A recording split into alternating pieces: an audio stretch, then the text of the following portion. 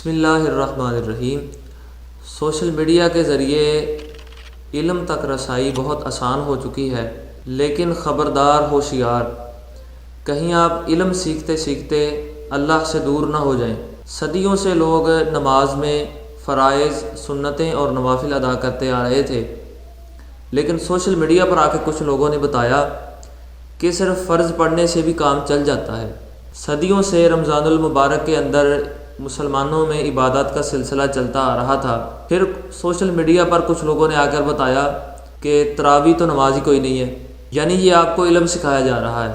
اور اب چند دن بعد رمضان المبارک کے آخری عشرے میں لیلۃ القدر کی راتوں کے حوالے سے بھی آپ کو کچھ لوگ باتیں کرتے ہوئے نظر آئیں گے۔ ستم ظریفی یہ ہے کہ یہ آپ کو قرآن پڑھ کر اور حدیث پڑھ کر اللہ سے دور کریں گے۔ سونا جنگل رات اندھیری، چھائی بدلی کالی ہے، سونے والوں جاگتے رہیو چوروں کی رکھوالی ہے، یعنی سارا سال آپ کو وہ بات رٹتے ہوئے نظر آئیں گے کہ مسلمانوں بھائیوں، اللہ کی طرف آؤ، اللہ کے دین کی طرف آؤ۔